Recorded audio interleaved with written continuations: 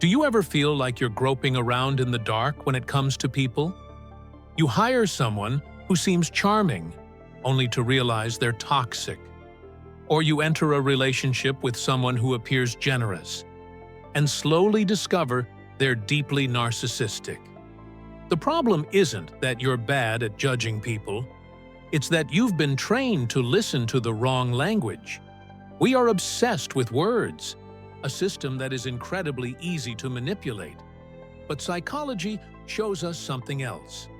There is a second language constantly being spoken through patterns, gestures, tone, and behavior, and it's much harder to fake. When someone yells at you, betrays you, or treats you poorly and says, "I'm sorry, that's not who I am," psychology gives a very uncomfortable answer. Never believe it. People don't act out of character just once. A single act is never isolated. It's part of a pattern. And here's the part most people miss: that behavior doesn't just reveal who they are, it reveals how they feel about you. Most people can control their words. Many can even control their faces. But very few can control everything at once. Look for discrepancies. A fake smile, for example, often involves the mouth lifting, while the eyes remain empty or unengaged. Authentic emotion activates the eyes. Surprise, joy, interest. They widen and soften naturally.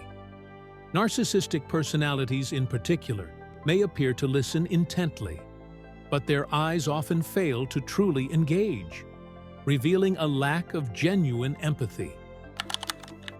Faces can be trained, words can be rehearsed, but the voice is far harder to control.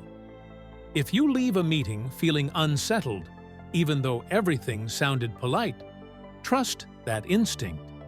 Your nervous system is likely responding to tone, pacing, or pitch that didn't match the words being spoken.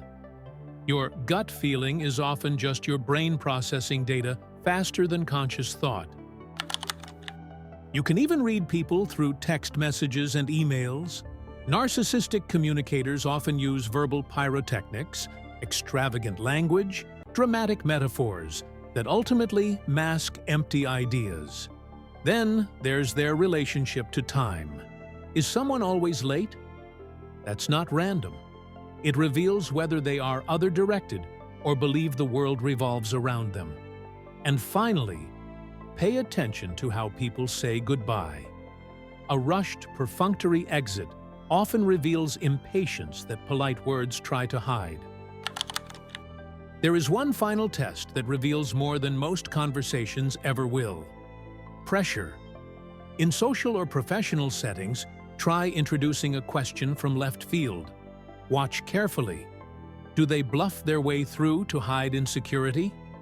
Or do they have the confidence and intelligence to say, "I don't know"? The ability to tolerate not knowing is one of the strongest indicators of psychological maturity. When you stop projecting your own assumptions onto people, they stop appearing as flat, two-dimensional screens. By learning to read this second language, patterns, tone, timing, behavior, you gain three-dimensional understanding. This is social intelligence. And in a world built on appearances, it is one of the most powerful skills you can develop. Like, share, and subscribe for deep dives into psychology.